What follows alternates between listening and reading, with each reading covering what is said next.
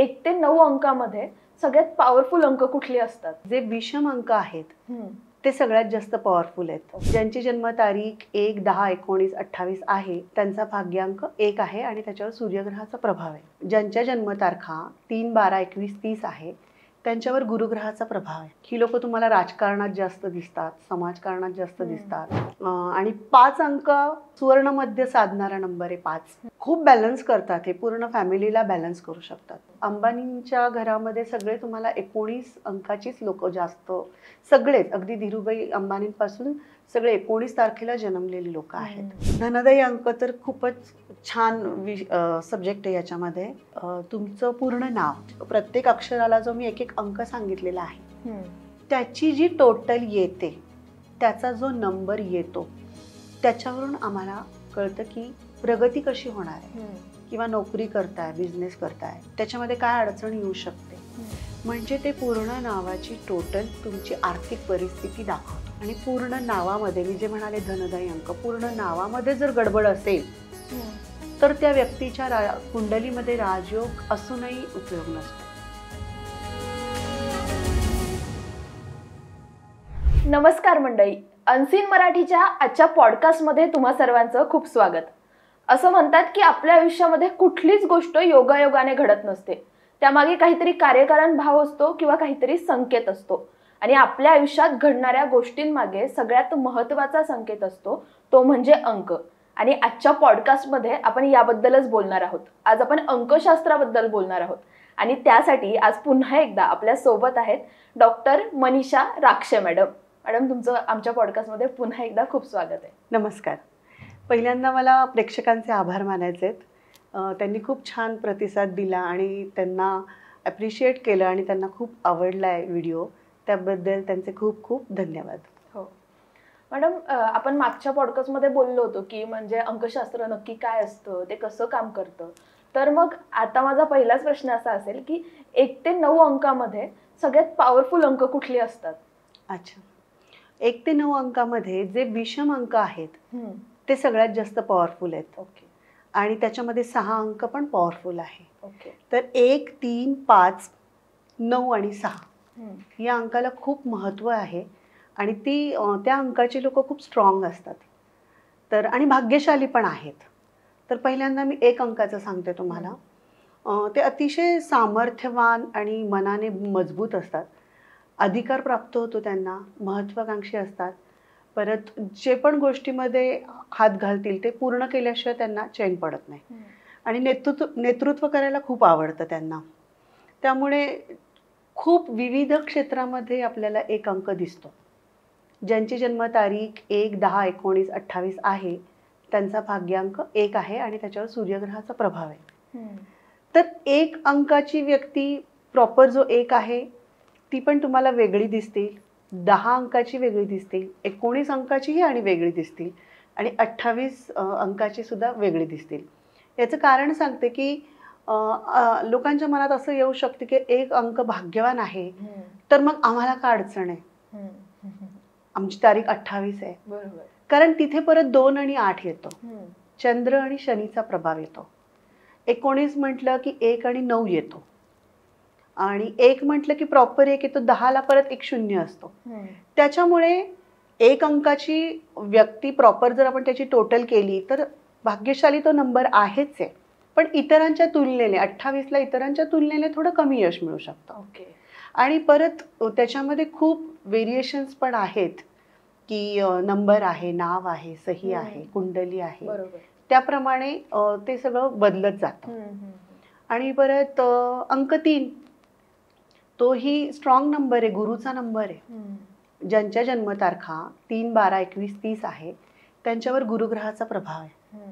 त्यामुळे ही पण अंकाची लोक तुम्हाला खूप स्ट्रॉंग आणि जिथे तिथे त्यांना मान सन्मान आणि प्रतिष्ठा मिळत असते, कारण गुरुचा नंबर आहे तो. बरोबर. ही लोक तुम्हाला राजकारणात जास्त दिसतात, समाजकारणात जास्त दिसतात, स्वतःहून मदतीचा हात असतो, ही एक चांगला मित्र बनू शकतात. आणि कुणी काही मदतीचा हात मागितला नाही आणि समोरचा अडचणीत असेल तरीही स्वतःहून ते पुढे जातात. इवन घरामध्ये सुद्धा 3 अंकाची जर लोक असतील तर ती अख्ख्या घराला पूर्ण सांभाळतात. म्हणजे बायकोच्या जागी बायको, आईच्या जागी आई, असं त्यांचं व्यक्तिमत्व असतं. आणि ही पण खूप चांगल्या ठिकाणी दिसतात तुम्हाला. मग बांधकाम व्यवसाय असेल, हॉटेल व्यवसाय असेल, जिथे लोखंड वापरलं जातं तिथे पण ही लोक तुम्हाला जास्त दिसतात. आणि शिक्षण क्षेत्रातही आहेत ही लोक. त्यामुळे 3 हा अंक पण खूप स्ट्रॉंग आहे. आणि 5 अंक हा तर मध्यावर सुवर्ण मध्य साधणारा नंबर आहे 5. कारण 1 ते 4 नंतर लगेच 5 येतो आणि 5 मध्यावर आहे आणि त्याच्यानंतर लगेच 6, 7, 8, 9 हे अंक येतात. म्हणजे ही लोक सगळ्यात जास्त बॅलन्सिंग आहेत. खूप बॅलन्स करतात. हे पूर्ण फॅमिलीला बॅलन्स करू शकतात. बुद्धिमान आहेत आणि चिकाटी कमी पडते थोडी. कारण कारण देवाने कसं केलंय, आपण माणूस हे म्हटल्यावर प्रत्येकाला गुणदोष दिलेले आहेत बघा. प्रत्येकाला आहे. मग ते अंक परत्वे अंकांप्रमाणे जर तुम्ही बघितलं ना तर ते आपल्याला पटतातही. की तुम्ही जर अंकाची भाषा समजली ना, तुम्हाला आपल्याला प्रत्येकाला, तुम्हाला म्हणण्यापेक्षा मला म्हणायचंय आपल्याला प्रत्येकाला ही जर भाषा कळली अंकांची तर आयुष्य खूप सुसह्य होतं. कारण आपल्याला आपले प्रॉब्लेम कळतात. बरोबर. ड्रॉबॅक्स कळतात की मी कुठे चुकतोय हे जर कळलं ना तर मला सांगा तुम्ही की अडचण राहू शकते का? नाही राहू शकत. त्यामुळे 5 अंक सुवर्णमध्ये साधणार आहे. अतिशय बुद्धिमान. ही तुम्हाला CA क्षेत्रात, वकिली क्षेत्रात जास्त काम करताना दिसतील. जिथे बुद्धी वापरली जाते त्या प्रत्येक क्षेत्रामध्ये तुम्हाला 5 अंकाची लोक दिसतील. आणि ही पण घराला खूप सांभाळतात. म्हणजे आपल्याला असं वाटतं की ही खूप प्रॅक्टिकल आहेत पण ही जास्त इमोशनल आहेत. कारण आपण रॅन्डमली विचार करतो 5 अंक बुधाचा, बुद्धी वापरली, हा हे प्रॅक्टिकल आहे, असं नाहीये. उलट ही जास्त तुम्हाला इमोशनल दिसतात. त्यांचं जर मन सांभाळलं समोरच्या व्यक्तीने तर निश्चितच त्यांच्यासारखं कोणी माणूस नसतो. पण देवाने काय केलंय, त्यांना भाग्यशाली बनवलंय. म्हणजे ह्या लोकांना सहज गोष्टी उपलब्ध होतात. विषम अंक हा विषम अंकाची सर्व लोक भाग्यवान का असतात त्याचं कारण सांगते. कारण ते मनाने पहिली गोष्ट स्ट्रॉंग आहेत. त्यामुळे येणाऱ्या संकटाला ते फाईट करू शकतात. पहिली गोष्ट ही आपोआप कुठली गोष्ट होत नाही. कारण आतून आहेत ह्या गोष्टी, आतून ते स्ट्रॉंग आहेत. म्हणून त्यांच्यावर कुठलाही प्रसंग आला तरी ते फाईट करू शकतात. तर ही लोक बुद्धीशी निगडीत काम करत असल्यामुळे विविध व्यवसाय दिसतात. पण त्यांना काय दिलंय देवाने की चिकाटीचा अभाव दिलाय, आळशीपणा दिलाय, थोडं चालढकलपणा, कधी कधी त्यांच्यावर विश्वास ठेवावा की नाही असं. म्हणजे प्रत्येकात ड्रॉबॅक्स आहेत. पण आपण त्या ड्रॉबॅक्सवर मात करू शकलो ना तर मग आपल्यासारखं माणूस नाही असं म्हणायला हरकत नाही. प्रत्येकाला ड्रॉबॅक्स आहेत पण कमी करता येतात न्यूमरॉलॉजीच्या माध्यमातून. कारण तुम्हाला ड्रॉबॅक्स, गुणदोष आम्ही सगळं सांगतो. मग आपोआप त्या गोष्टी घडायला लागतात ज्या की चुकीच्या आहेत, त्याच्यावर मात केली जाते. मग आता आपण वळूयात नंबर 6 कडे. हा तर लक्ष्मीचाच अंक आहे. 6 लक्ष्मीचं वरदान असतं यांना. आणि खूप 6, 15, 24 कोणत्याही महिन्याच्या 6, 15, 24 या तारखेला जन्मलेल्या व्यक्तींचे भाग्यांक 6 आहे. जसं मी म्हणाले की 6 प्रॉपर शुक्र आहेत. 15 म्हटल्यावर येतो रवी आणि बुध. 24 येतो 2 आणि हर्षल, 2 चंद्र 4 हर्षल, असं हे कॉम्बिनेशन आहे. म्हणजे बरोबर त्या व्यक्तीमध्ये तशाच क्वालिटी आहेत 2 ग्रहांच्या. 15 मध्ये रवी आणि बुध येतो. त्यामुळे 15 अंकाला पण मास्टर नंबर म्हटलेला आहे न्यूमरॉलॉजीमध्ये. 19, 15 हे खूप मास्टर नंबर आहेत. अंबानींच्या घरामध्ये सगळे तुम्हाला 19 अंकाचीच लोक जास्त, सगळेच अगदी धीरूभाई अंबानींपासून सगळे 19 तारखेला जन्मलेली लोक आहेत. त्यामुळे आपल्याला जर असं वाटत असेल की मी या अंकावर आहे पण अजून काही घडत नाहीये किंवा घडलं नाहीये तर तुम्ही ते घडवण्यासाठी प्रयत्न नावातल्या माध्यमातून करू शकता. बरोबर. कारण सहीमध्ये जर थोडीशी अडचण असेल तर ती बघितली. अंककुंडली पण खूप मोठा विषय आहे याच्यामध्ये सुद्धा. जर आपण ते बघितलं तर नक्कीच ड्रॉबॅक्स कळू शकतो आणि आपल्याला त्या ध्येयापर्यंत जाता येतं. बरोबर. तर 6 अंक कसा आहे की तो लक्झरीचा अंक आहे. त्या व्यक्तींना त्या सगळ्या गोष्टी आवडतात की ते, आणि सौंदर्याचे भोगते असतात. कलाक्षेत्रामध्ये ही लोक खूप छान असतात. दिसायला अतिशय सुंदर असतात. त्यांचे डोळे अतिशय सुंदर असतात आणि जिथे जाईल तिथे त्यांची छाप पडते. म्हणजे त्यांना रिस्पेक्टही मिळतो, वाहवा होते त्या लोकांची. आणि लक्ष्मीचा अंक आहे, त्यामुळे उपलब्धता खूप असते की सगळ्या गोष्टी सहजच मिळतात त्यांना. तसाच आहे 9 अंक. 9 अंक खूप स्ट्रॉंग आहे. ज्यांच्या जन्मतारखा 9, 18, 27 आहे त्यांचा भाग्यांक 9 आहे आणि त्याच्यावर मंगळ ग्रहाचा प्रभाव आहे. तर मंगळाच्या व्यक्ती आपल्याला माहिती आहे की आक्रमकता असते, धाडस असतो, तेवढाच उत्साह आहे, जोम आहे. म्हणजे त्या एखाद्या व्यक्ती आजारी पडली ना तर त्यांच्या स्पंदनाने ते त्यांना बरं करू शकतात. म्हणजे ते जवळ जरी बसले, एक धीर दिला तरी ते लोक बरी होऊ शकतात, इतकी त्यांच्याकडे पॉवर असते. मनाची शक्ती प्रचंड आहे 9 अंकाच्या लोकांची. त्यामुळे 9 मध्ये 9 मिळवला तर 9च येतो. म्हणून हे विषम अंक खूप स्ट्रॉंग आहेत. बरोबर. आणि ते भाग्यशाली पण आहेत. मग आता 9 मध्ये परत 18 पण येतो. मग 1+8 येतो, म्हणजे शनी आणि रवी असं कॉम्बिनेशन असलेलं ते व्यक्तिमत्व आहे. 27 मध्ये पण तसंच आहे, 2 आणि 7 आहे, म्हणजे नेपच्यून आहे आणि चंद्र आहे. त्यामुळे हा सगळा एकूणच कसं आहे ना की खूपच अभ्यासपूर्वक गोष्टी आपण कराव्या लागतात. बरोबर. पण हे नक्की सांगेल की सम अंक हे थोडेसे डाऊन असतात किंवा तेवढा स्पार्क नसतो आणि विषम अंक हे स्ट्रॉंग आहे. त्यांना पुल्लिंगी म्हटलंय आणि सम अंकांना स्त्रीलिंगी म्हटलंय. बरोबर. म्हणून ते चांगले नाहीत असं नाहीये, ते इमोशनल आहेत. बरोबर. ते मनाने विचार करतात आणि विषम अंक हे मनाने विचार करत नाहीत, ते बुद्धीने विचार करतात. म्हणून ते स्ट्रॉंग आहेत. तुम्हाला फरक जाणवेल, आपल्या मैत्रिणींचा ग्रुप असेल आणि तुम्ही तारखा चेक करा, तुमच्या लक्षात येईल की ही कशी आहे, सम अंकाची किंवा 2 अंकाची किंवा 1 अंकाची आपली मैत्रीण कशी. तुम्ही तुमचं स्वतः जर चेक केलं तर तुमच्या लक्षात येईल की कोण कसं आहे. आणि मॅडम सांगतात त्यावर विश्वास ठेवायला हरकत नाही. आपण 7 अंकाबद्दल बोललो नाही, म्हणजे 7 अंकाबद्दल तुम्ही काय नाही, सांगाल? 7 अंक हा विषम अंकच आहे. ऍक्च्युली 7 अंक हा विषम अंक आहे. पण कसं होतं ना की तो एक न्यूट्रल ग्रह आहे, नेपच्यूनचा ग्रह. त्यामुळे त्यांना तितकं यश. आणि 7 अंकाला 7 आणि 2 या नाण्याच्या 2 बाजू सांगितल्यात. जे 7 हा चंद्रासारखाच आहे, तो जरी विषम अंकामध्ये येत असला तरी पण त्याचा स्वभाव आहे ना चंद्रासारखा आहे. न्यूट्रल ग्रह आहे, तो ज्याच्याबरोबर असतो त्याच्याबरोबर तसं काम करतो. आता समजा 1 अंकाच्या व्यक्तीबरोबर तो काम करत असेल तर त्याच्यात धडाडी दिसेल तुम्हाला त्या व्यक्तीमध्ये. पण हीच व्यक्ती जर 2 अंकाबरोबर 6 अंकाबरोबर काम करत असेल तर मग ती त्याच्यासारखीच काम करते. थोडक्यात असं.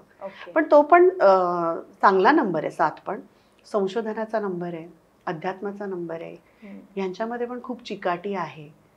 पण तो चंद्रासारखाच आहे, शीतल. त्यामुळे त्याला असं स्ट्रॉंग नंबर म्हणता येईल असं मला वाटत नाही. पण ते मनानेच विचार करतात. आणि 4 आणि 8 या नंबर बद्दल काय सांगाल तुम्ही? मला वाटतं मागच्या पॉडकास्टमध्ये थोडंसं बोलली आहे मी 4 आणि 8 बद्दल. हे पण सम अंकच आहेत 4 आणि 8. पण कसं आहे, 4, 13, 22, 31, 8, 17, 26 ह्या जर नंबरचा विचार केला आपण तर 13 मध्ये येतो रवी आणि गुरु, हे 2 ग्रह येतात. 31 मध्येही तसंच होतं की रवी आणि गुरु येतो, ते मिळून 4 आहे. जर 1+3 केलं तर 4 येतो. तर ही उलट ना, ही 4 अंकाची लोक तशी खूप स्ट्रॉंग आहेत. ही क्रांती घडवू शकतात आयुष्यामध्ये. त्यांनी ठरवलं तर ते काही करू शकतात. मॅम, 4 आणि 8 या अंकाबद्दल तुम्ही काय सांगाल? मागच्या वेळेला मी थोडंसं बोलली होती 4 आणि 8 बद्दल. कसं आहे, 4 अंकावर हर्षल ग्रहाचा प्रभाव आहे आणि 8 अंकावर शनी ग्रहाचा प्रभाव आहे. तर 4 आणि 8 हे 1 ते 9 अंकापैकी खरंच खूप बुद्धिमान आणि चांगली लोक असतात. ही माझी PhD ॲक्च्युली 4 आणि 8 वरच आहे. तर 4 आणि 8 हे स्ट्रायव्हिंग नंबर म्हटलंय यांना. त्यांना संघर्षमय अंक म्हटलंय. तर त्यांना थोडा इतरांपेक्षा तुलनेमध्ये जरा वेळ लागतो कुठली गोष्ट होण्यासाठी. त्यांना तो स्ट्रगल करावा लागतो. म्हणून तर या अंकांना विषम अंक यांना भाग्यवान म्हटलंय, कारण त्यांची कामं सहज होताना दिसतात. आणि यांना अगदी छोट्यातली छोटी गोष्ट जरी करायची असली तरी त्यांना लेट होतं. मग विचार करा, त्यांना आयुष्याचा हा पाथ आहे, लाईफ पाथ, त्यांना किती स्ट्रगल करावा लागत असेल. पण एकच सांगते की स्ट्रगल जरी करावा लागत असेल त्यांना, तरी सुद्धा 35-40 नंतर त्यांचा उत्कर्ष होतो. आणि उलट मी तर असं म्हणेल की आधी ते स्ट्रगल करून असं छान काय म्हणतात टक्के टोणपे खाऊन ते स्ट्रॉंग होतात आणि मग कुठलीही अडचण वाटत नाही. फक्त 4 आणि 8ला स्वतःचे अंक वापरता येत नाहीत. त्यांना इतर अंकांचा वापर करावा लागतो. वापर करणं म्हणजे काय की मग मोबाईल नंबर असेल, गाडी नंबर असेल, फ्लॅट नंबर असेल, या सगळ्यामध्ये इतर अंकांचा वापर म्हणजे एक योग्य नंबरचा आम्ही त्यांना ते सजेस्ट करत असतो. Okay okay. असं काही 4 अंक 8 अंक आहे म्हणून घाबरण्याचं असं काहीच कारण नाही आहे. त्यांना ते यश ते खेचून आणण्याची ताकद त्यांच्यामध्ये मुळातच आहे. आता आपण सगळ्या अंकांबद्दल बघितलं, पण अजून एक अशी खूप लोक आहेत जी म्हणतात की अंक कसे आयुष्यावर परिणाम करू शकतात, कसं शक्य आहे ते? तर मग अंक कसे आयुष्यावर परिणाम करतात, तुम्ही काय सांगाल? मी खरं सांगते, मी तर मागच्या एपिसोडला पण बोलले होते की माझा स्वतःचाच विश्वास नव्हता, म्हणजे ज्योतिषशास्त्रावरच नव्हता. मग अंकशास्त्र हळूहळू मला समजायला लागलं किंवा मी शिकले त्याच्यामध्ये. तेव्हा मला स्वतःच्या स्व अनुभवावरून जास्त कळलं की नाही, हे खरंच आपल्या आयुष्यावर काम करत असतात. कारण आपण सकाळी उठल्यापासून अंकांशीच तर गणितं मांडत असतो की आता किती वाजलेत. आता तुम्ही मला बोलवलात 11 वाजता, मी बरोबर 11 वाजता पोहोचले. मग त्यासाठी सकाळचं नियोजन, इतक्या वाजता पोहोचायचं, इतक्या वाजता उठायचंय. म्हणजे आपण सगळेच जण अंकांचाच वापर जिकडे तिकडे करत असतो. मग अंक म्हणजे मोबाईल नंबरमध्ये पण अंकच आहेत. तुमचा pan card number, mobile number, account number, गाडी नंबर. मग तुम्ही विचार करा ना की आपल्या आयुष्यावर ते किती काम करत असेल. हे स्पंदनशास्त्र आहे. अंकशास्त्र हे व्हायब्रेशनचं शास्त्र आहे.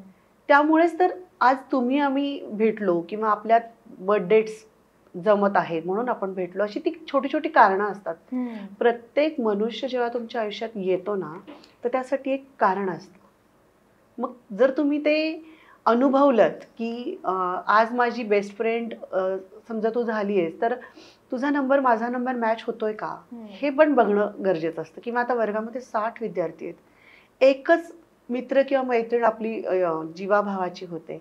मग जेव्हा तुम्ही ते नंबर बघाल तर तो लक्षात येतो की हा माझा मित्र अंक आहे, त्यामुळे माझं या व्यक्तीशी जास्त पटतंय. किंवा एखाद्याबद्दलच आकर्षण निर्माण होणं, हे म्हणजेच न्यूमरॉलॉजी आहे. ओके. व्हायब्रेशन आहे. मग ते जर तुमच्या माझ्यात व्हायब्रेशन आहे, मग ते अंकांमुळेच आहे असं तुमच्या लक्षात येईल. बरोबर. हे प्रत्येकाने एकदा बघण्याचं शास्त्र आहे. मला पण क्युरियोसिटी वाटली म्हणून मग मी कदाचित त्याच्यामध्ये ओघाओघाने काम करायला सुरुवात केली. बरोबर. तर अंक खूप काम करतात. केवळ न्यूमरॉलॉजी तुम्हाला तुमचा शुभ दिवस, शुभ महिना कसं जाईल, वर्ष कसं जाईल, हे सगळं सांगतं. आता बघा, लग्न ठरवताना सुद्धा त्या मुलाची जन्मतारीख काय इथपासून असतं, किंवा त्या वधूची जन्मतारीख काय, ती मॅच होतीये का, कुंडली मॅच होतीये का, या सगळ्या गोष्टी अंकांशीच निगडीत आहे. अंक आपल्या आयुष्यावर 100% काम करत असतात. आता तुम्ही बोलताना मित्र अंक म्हणाले, म्हणजे कुठल्या अंकाशी चांगली मैत्री होऊ शकते, किंवा लग्नाच्या बाबतीत असू द्या, तर ते काय आहे नेमकं? प्रत्येक अंकाला मी म्हणाले की एक एक ग्रह आहे.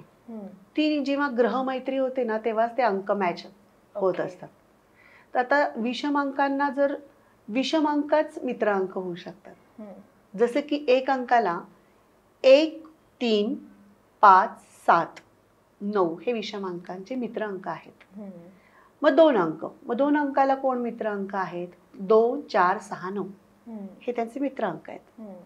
3 अंकाला परत विषम अंक आला, हा 1, 3, 5, 7, 8, 9 हे त्यांचे मित्र अंक आहेत.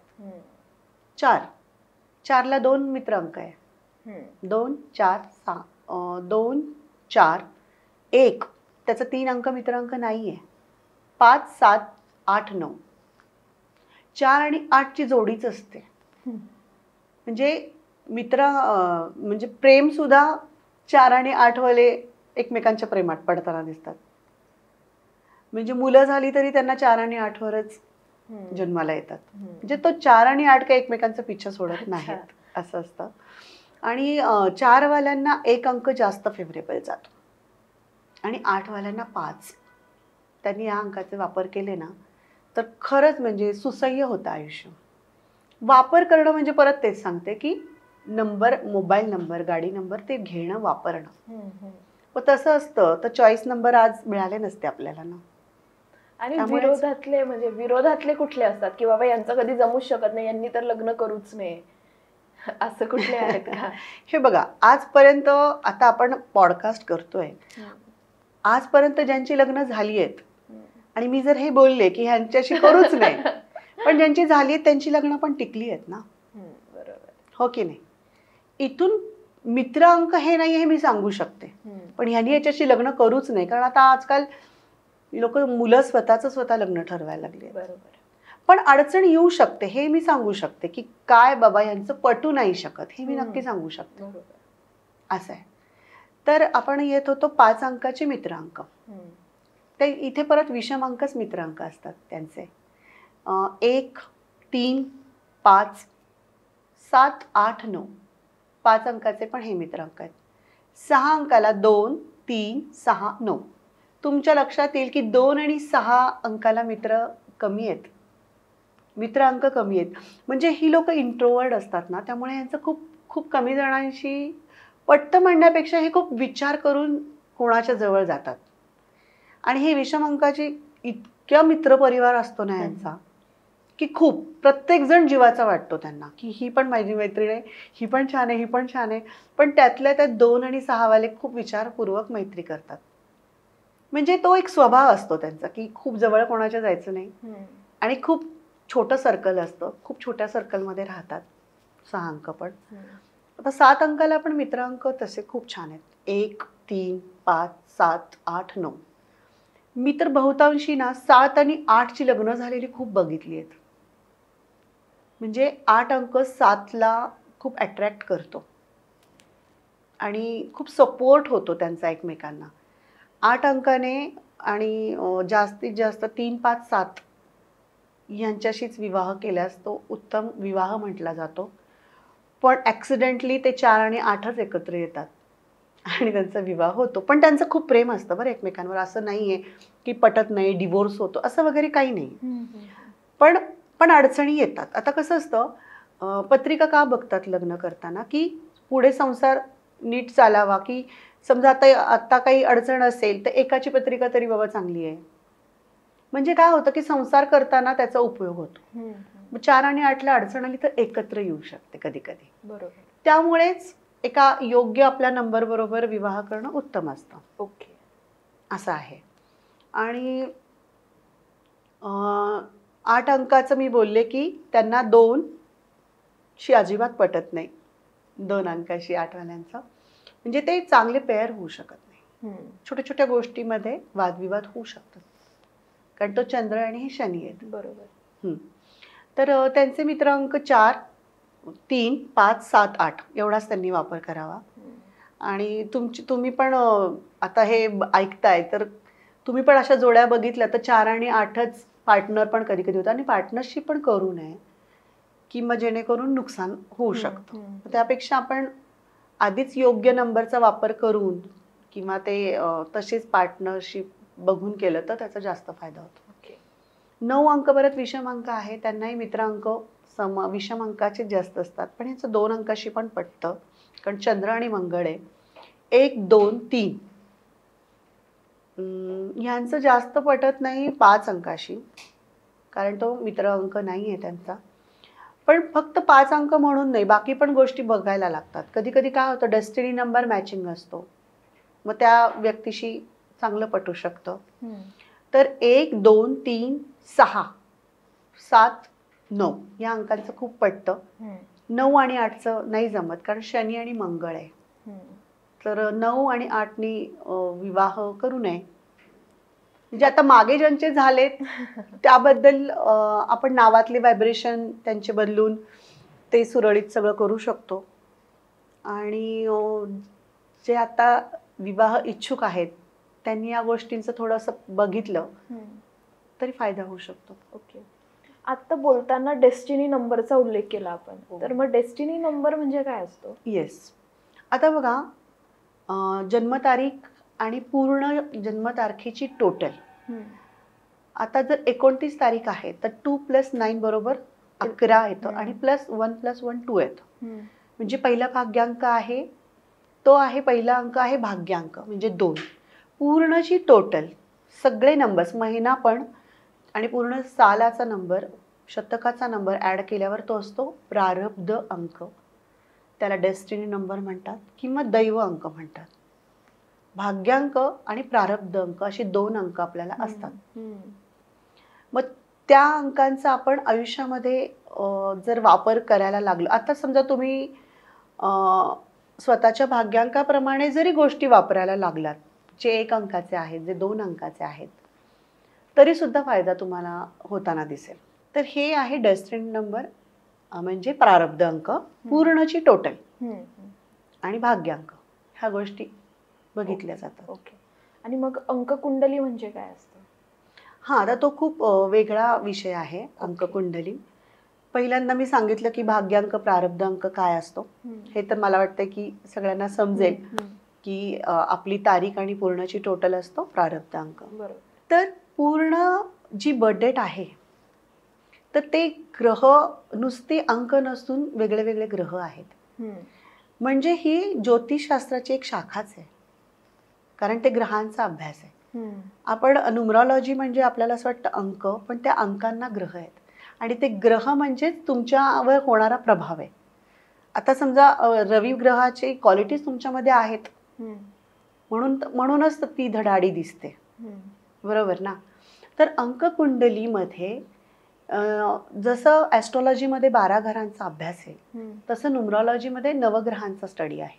1 ते 9 अंक म्हणजे 1ला रवी, चंद्र, गुरु, हर्षल, बुध, शुक्र, नेपच्यून, शनी आणि मंगळ, हे नवग्रहांचं हे कुंडली मांडण्याची एक पद्धत आहे न्यूमरॉलॉजीमध्ये. मग पहिल्या स्तराला धर्म म्हणतात, व तिथे आहे 3, 1, 9 अंक. दुसऱ्या स्तरावर आहे 6, 7, 5 म्हणजे शुक्र, नेपच्यून, बुध आहे. आणि शेवटच्या स्तरावर आहे त्याला सत्व, रजतम किंवा धर्म, अर्थ, काम असंही म्हणतात. त्या स्तरावर आहे 2, 8, 4 जे चंद्र, शनी आणि हर्षल ग्रह. मग हे ग्रह मांडताना, अंककुंडली मांडताना जन्मतारखेतले शतकाचा अंक घ्यायचा नसतो. नाही तर सगळ्यांच्यात, तुमच्या माझ्यात सगळ्यांच्यामध्ये 1, 9 येईल किंवा रवी आणि मंगळ येईल, मग तो लिहायचा नसतो. तर जन्मतारीख समजा आहे 12, 5, तर 12, 5, मग 1, 2, 5 या व्यक्तीच्या कुंडलीमध्ये हे अंक आहेत. आता समजा 1973 आहे पुढे, तर तो 1, 9 घ्यायचा नाही, 7, 3 घ्यायचा. म्हणजे त्या व्यक्तीमध्ये 1, 2, 5, 7 आणि 3 म्हणजे गुरु, चंद्र, बुध या ग्रहाचं कॉम्बिनेशन असलेलं त्या व्यक्तीचं गुणधर्म त्या व्यक्तीत दिसतात. मग परत व्यावहारिक पातळीवर काय नाही आहे, मिसिंग ग्रह काय आहेत, त्या ग्रहावर मग त्याचा परिणाम होणार आहे की नाही होणार आहे, असं सगळं अंककुंडलीमध्ये. म्हणजे एक जन्मतारीख आमच्याकडे आली की त्या व्यक्तीचं स्वभाव, त्या व्यक्तीची आर्थिक परिस्थिती, त्या व्यक्तीला कशामध्ये यश आहे, किंवा मुलं असतील तर त्यांना कुठल्या शिक्षणामध्ये यश मिळेल, आरोग्य काय असू शकतं किंवा कुठला त्रास होऊ शकतो, हे सगळं कुंडलीमधूनही कळतं. ओके. तर आणि कुंडलीमधून कळल्यानंतर उपाय पण केले जातात आणि छोटे पण उपाय आहेत. नावातल्या बदलाचा एक वेगळा पार्ट आहे, तो खूप स्टडी करूनच द्यावा लागतो.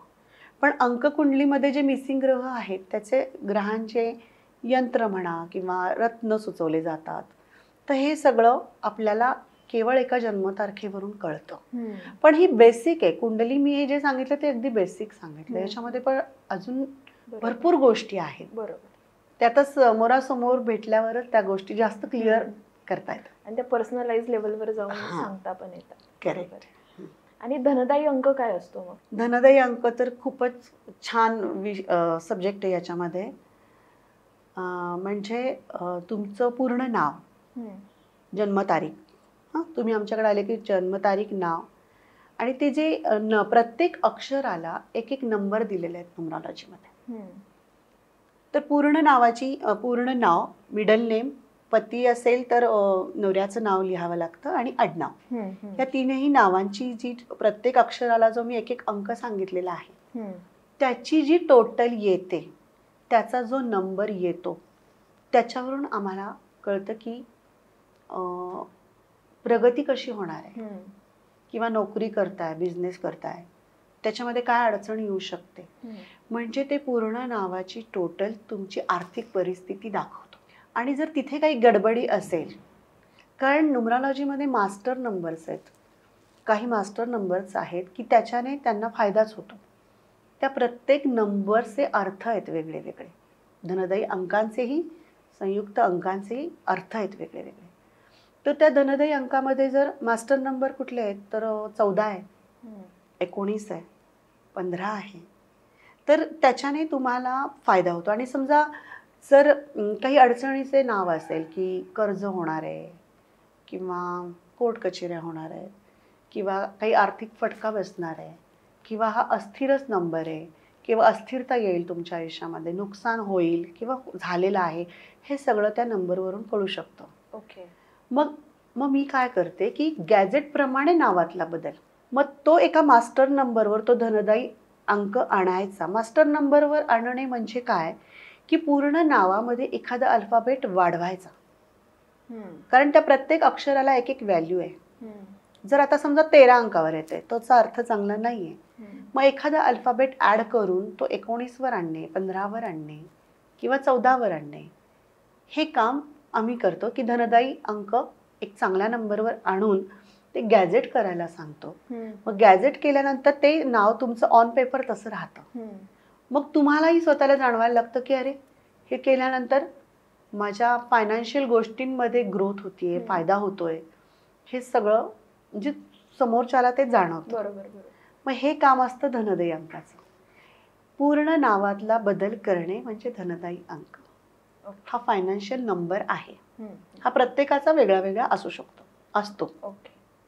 आणि जे आपण लग्नाची तारीख ठरवतो, तर त्याच्यामध्ये अंकशास्त्राचा काही रोल असतो का? आणि मग असेल तर मग तो कसा? बरोबर, खूप छान प्रश्न आहे हा. बहुतांशी कसं असतं की तुमची दोघांची, वधूवरांची जन्मतारीख बघितली जाते. आणि काहींच्या आयुष्यामध्ये जे 4-8 वाले आहेत ना, त्यांच्या लग्नाच्या तारखा आपोआप 4-8 वरच आलेल्या असतात. आता जर हे पॉडकास्ट बघत असतील लोक, तर त्यांना नक्की कळेल आपली 26ला झाली आहे, आपला 8ला झाली आहे तारीख. आणि इवन जे नॉर्मल नंबर्स आहेत की 1, 2 त्यांच्याही लग्न तारखा 19-20ला झालेल्या आहेत. असं काही नाही की 4 आणि 8लाच ते जाणवतं. पण तारखा बघून करायचे असतात लग्न.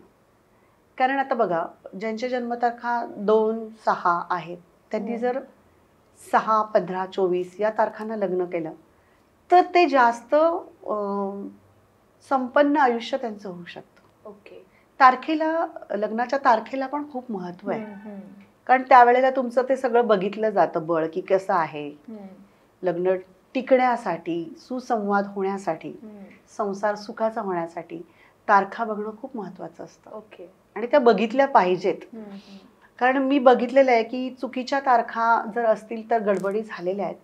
केवळ तारखेमुळे होईल असं पण नाही की तारीख गडबडीची झाली म्हणून यांच्या आयुष्यात अडचण आहे असं नाही. ते सर्वांगाने तो अभ्यास करावा लागतो की नावात काय आहे, जन्मतारखेत काय. जसं मी म्हणाले, पूर्ण तारखेमध्ये पण गडबड असेल तर त्या आर्थिक फटका बसू शकतो जर ते जर चुकीचं असेल. आणि आर्थिक ओढाताण झाली की भांडणाला सुरुवात होत असते. पहिली गोष्ट ही आहे. त्यामुळे हे एकदा ना प्रत्येकाने चेक केलं की माझं काय आत्ताचं स्टेटस आहे, किंवा माझं धनदायी अंक काय आहे. तो जर कमी असेल तर तो वाढवता येतो ना. छोटेसे उपाय आहेत पण ते खूप आयुष्यभर आपल्याला साथ देतात. बरोबर. किंवा एक बदललेली सही किंवा नाव हे आयुष्यभर आपल्याला साथ देतं. आणि वारंवार सह्या बदलायच्याही नसतात. सही बदल हा एकदाच करायची गोष्ट आहे. आणि ती कशी करता सही, त्यालाही महत्व आहे. ओके. त्यामुळे ते सगळं मी व्यवस्थित ताळमेळ बसवून एकदाच ते एक नावातला बदल दिला जातो किंवा सहीतला बदल. त्याने काय होतं की एक बदललेली सही ना आपल्याला ओव्हरऑल फायदे देतं, भविष्य घडवण्याचं काम करतं. मी बोलले तर आरोग्यही चांगलं राहतं. कारण मी मागे सहितला बदल केल्यानंतर काही जणांना म्हणजे प्रकृती पण त्यांची ठणठणीत झाली किंवा नावातल्या व्हायब्रेशननी. मॅम, वैचारिक स्पंदनं आणि व्यावहारिक स्पंदनं नेमकं काय असतं? अच्छा. वैचारिक आणि व्यावहारिक स्पंदनं म्हणजे पूर्ण व्यक्तीचं नाव, मग मधलं नाव, आडनाव, नाव, आडनाव आणि मिडल नेम याचा स्टडी करावा लागतो. जसं धनदायी अंकामध्ये आपल्याला व्हायब्रेशन्स बघता येतात की तो आर्थिक परिस्थितीचा नंबर असतो किंवा फायनान्शियल नंबर असतो. त्याचप्रमाणे वैचारिक आणि व्यावहारिक स्पंदनांमध्ये स्वर आणि व्यंजनं वापरून फोड करता येते नावाची. त्याच्यावरून नावाच्या फोडवरून असं कळतं की जो पहिला स्वर जिथे वापरले जातात AEIOU हे जे स्वर आहेत ते नावातले स्वर काढून आणि व्यंजनाचे नंबर्स घेऊन त्याचं एक चार्ट तयार करता येतो. तर समजा मनीषा नाव आहे तर A, मनीषामधला A, I आणि परतचा A. मग ह्याची टोटल करायची, कारण प्रत्येक अक्षराला एक एक नंबर आहे.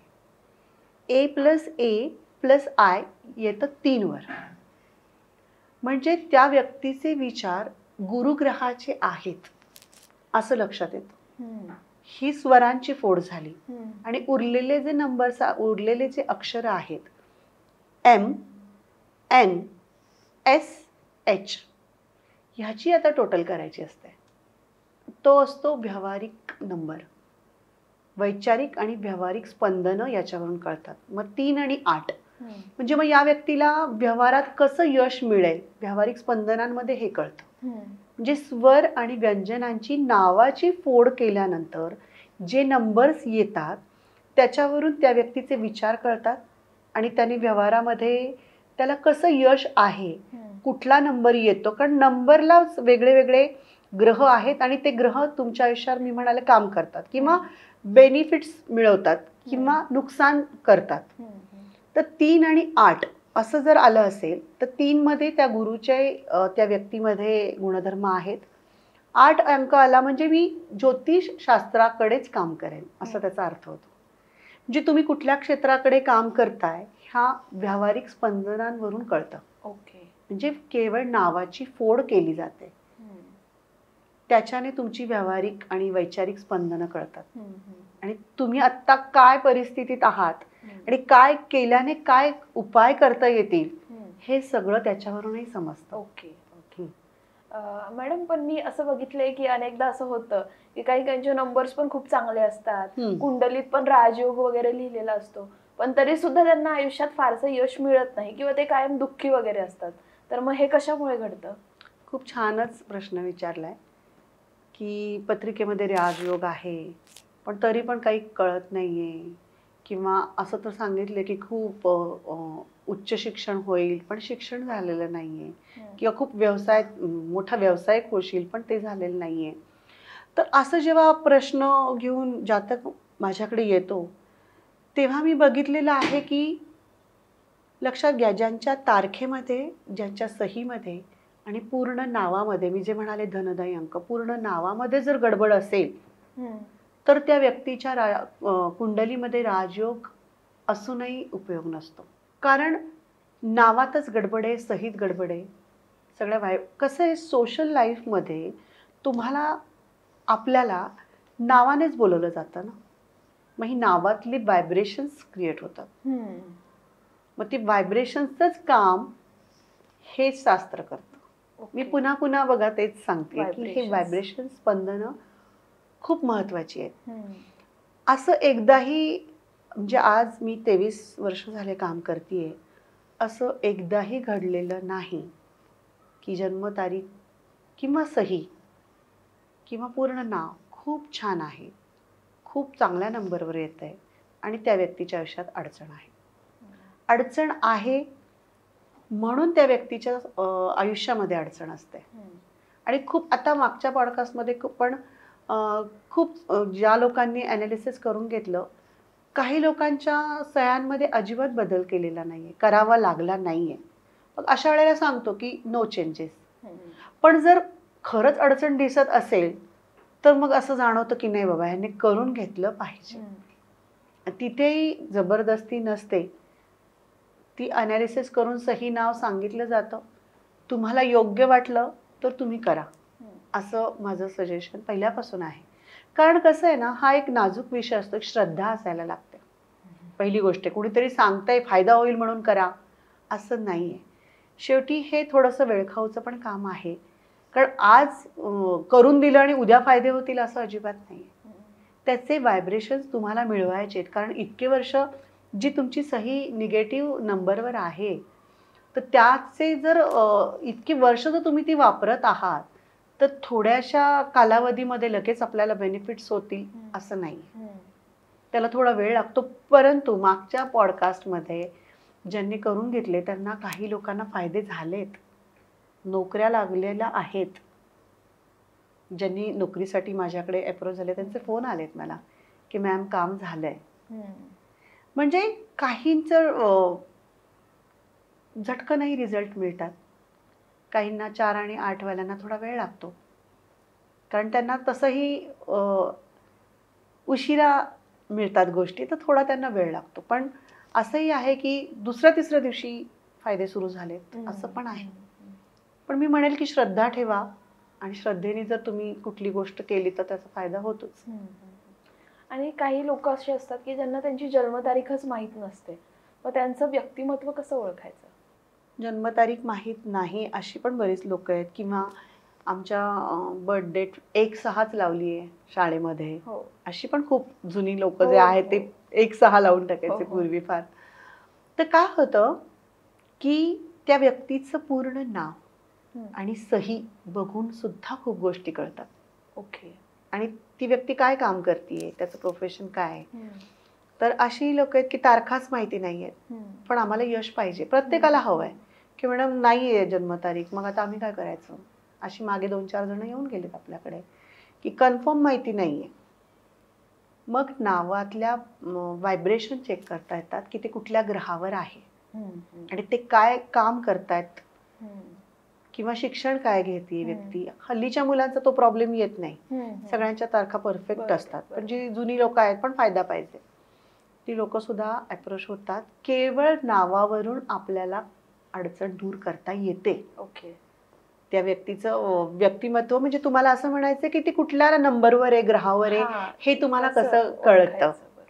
थोडंसं त्यांच्याशी बोलल्यानंतर कामाची पद्धत किंवा काम काय करतायत याच्यावरून एक अंदाज येऊ शकतो की आणि कुठल्या नंबरचं यांना व्हायब्रेशन दिले तर यांना यश मिळेल हेही कळू शकतं. ओके. तुम्ही काय काम करताना याच्यावर महत्वाचं. तर समजा तुम्ही मीडियामध्ये काम करता तर मग तुम्हाला जास्तीत जास्त 1/6 या नंबरवर फायदा जास्त होईल. असं म्हणजे प्रत्येक प्रोफेशनचा, व्यवसायाचा, शिक्षणाचा एक नंबर आहे. त्यावरून आपल्याला त्याचं व्यक्तिमत्व खुलवण्यासाठी, त्याला यश मिळवण्यासाठी हेल्प करता येते. तुम्ही गेल्या 23 वर्षांपासून या क्षेत्रात काम करताय, तर यात तुम्हाला खूप वेगवेगळे अनुभव आलेले असतील. तर तुम्ही एखादा असा अनुभव सांगू शकता का की बाबा या व्यक्तीच्या आयुष्यात खूप फरक झाला, म्हणजे खूप बदल झाला या सगळ्या गोष्टींमुळे, असा एखादा अनुभव? खूप अनुभव आहेत. म्हणजे अगदी लग्न ठरवण्यापासून त्यांनी व्यवसाय काय करायचा त्या स्ट्रगलपासूनचा प्रवास, असे 1-2 नाही आहेत, असे खूप आहेत की त्यांनी सुरुवातीपासून सल्ला घेतला आणि आजपर्यंत घेत आहेत.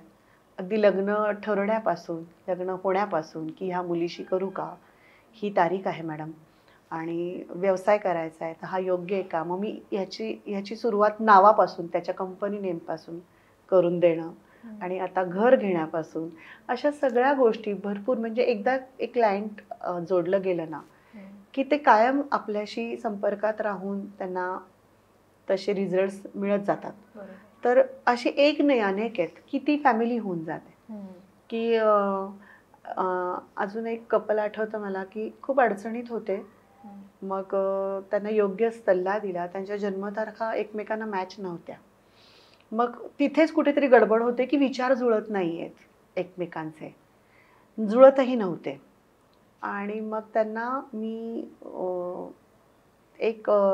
ते पती होता 3 अंकावर आणि पत्नी होती 2 अंकावर. तर काय व्हायचं, त्यांच्या विचारांचा गोंधळ व्हायचा. मग मी त्यांना 6 नंबरचं एक सही दिली होती दोघांना, कारण दोघांचे कॉमन नंबर ट्रेंड आहे तो 6 आहे. आणि संसार टिकवण्यासाठी किंवा तुम्हाला आयुष्य खूप संपन्न आणि लक्झरी हवी असेल तर 6 नंबर खूप चांगलं काम करतो. पैसा हवा असेल, स्टॅबिलिटी हवी असेल तर 6 नंबर चांगलं काम करतो. मग मी त्यांना 6 नंबरची सही दिली होती. आज ते खूप छान संपन्न आयुष्य जगतायत. वाद वगैरे काही नाहीये, जे की अक्षरशः डिव्होर्सवर आली होती ती केस त्यांची. पण आता छान आहे सगळं. वा. अशी खूप आहेत उदाहरणं. म्हणजे एकूण तुमच्याशी बोलण्यातनं अंकशास्त्राबद्दल तर माहिती मिळालीच, पण जर तुमच्या मेहनतीला जर या सगळ्या गोष्टींची जोड असेल तर तुम्ही नक्कीच आयुष्यात यशस्वी होऊ शकतात, हे सुद्धा लक्षात आलं.